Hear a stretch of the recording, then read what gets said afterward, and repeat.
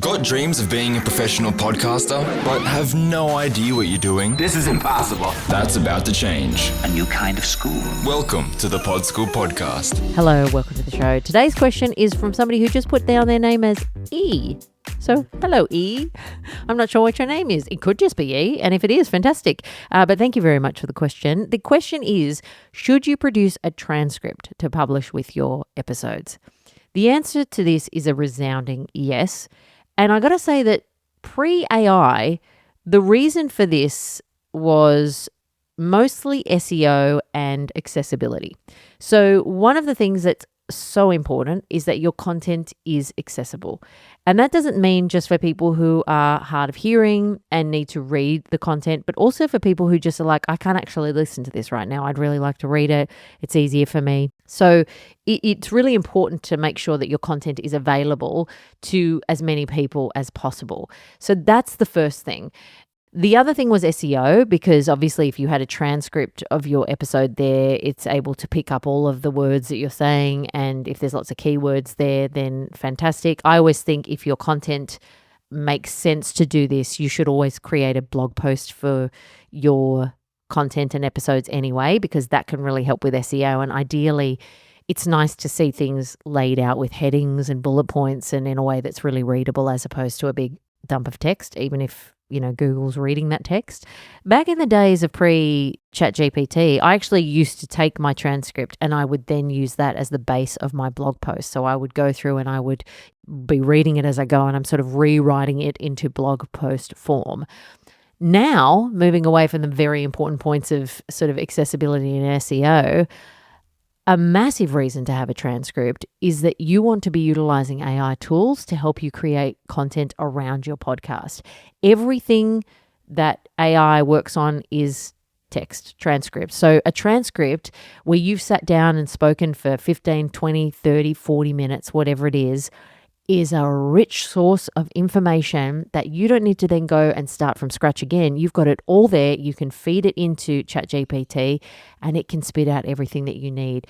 And it is incredible what you can make with these platforms and how much time it can save you. I cannot tell you how essential it is to be using this if you want to be posting on multiple platforms, which you do after you've released an episode. So some of the things that you can ask ChatGPT or your AI tool of choice for off the back of your transcript, you can ask for blog posts, for email newsletters, for social captions for every single platform that you post on, for ideas for quotes, pull quotes, and any tips or carousels or polls or questions that might come out of that content. You can ask it for YouTube descriptions if you're going to post videos on YouTube. You name it, anything around your content. If you've got emails that you send out to your email list, you can ask them to do a draft of that copy. Now, you cannot just copy and paste that because it will sound like AI has written it, but it is so much easier working off words on a page than it is to stare at that cursor blinking away at you thinking, where do I start? So this, when content creation is so important, is just an absolute game changer. I use it all the time with my podcasts and I just cannot recommend it highly enough, because the amount of time it used to take me, even just in that blog post example, to go through the words of that transcript and to manually change all of that into blog post writing used to take me forever. Now, I chuck my transcript in, ChatGPT spits everything out, I save it, and then I go through and I just edit everything and I delete what I'm like, oh, no, that's a bad idea. Oh, wow, that's actually a really great idea. Then I write it in my voice. So it's really such a great tool to use if you want to create more content around your show, which you really do. A few tools that you can use, there's a bunch of them out there now. Otter, Descript, Riverside, Captivate. If you've got a host, often a lot of hosts of your podcast hosts, you might need to pay a little bit of extra, but I use Captivate and they just generate a transcript internally. Some of these hosts as well will use AI to try and create the tools. They, throw up a bunch of suggestions for titles. I'm not mad on the suggestions that they come up with at the moment, but I do use the transcript. So using those, You also need to, if you're putting up a transcript for your episode, you must clean that transcript. So I actually ask AI to do that for me, just in terms of grammar. I just like, please don't change my words, please don't paraphrase me, please don't change anything here, but just clean it up for grammar and spelling, because you need to go through and make sure that that transcript that is spat out is actually human readable, because you don't want to be putting up a transcript with the idea of this is for people who need to read this transcript or want to read this transcript, and then it's like it's just a really difficult read.